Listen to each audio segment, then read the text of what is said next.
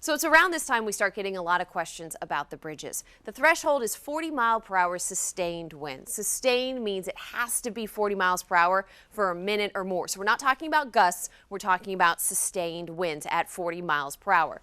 Now keep in mind the different bridges are at different elevations, which means they'll experience different wind speeds. So taller bridges like the Matthews, the Dames, the Sidney Lanier, the Hart, those would experience higher wind speeds than maybe some of the lower bridges like the Acosta, the Main Street, or the Fuller Warren. So just because one bridge may close doesn't mean all of them will close. If memory serves me right, I'm pretty sure during Irma, the Fuller Warren never closed because it never reached that wind speed of 40-mile-per-hour sustained winds. So let's talk about the intercoastal bridges here.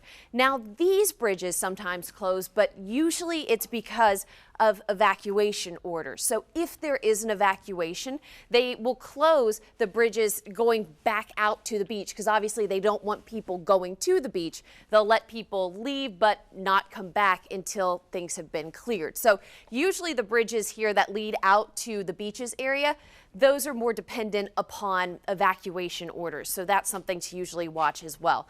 So when we're talking about when this could happen, unfortunately, there's not much warning when it comes to wind speed. It's just watching as they approach that threshold. That's something that the Florida Department of Transportation, along with law enforcement, watch, and they just have to make that call almost on the spot when it hits that threshold. So that's why with those, there's not much warning. But frankly, if we get into that frame where we are experiencing 40-mile-per-hour sustained winds, people shouldn't be out on the roadways. Now, as soon as we get information about any type of closure, especially a bridge, we'll let you know right away. We'll put it on our social media pages, we'll have it on air, and we'll send it out in app alerts. But the important thing is that you know that there won't be much warning when we reach that point, but likely everybody would be sheltering in place by then.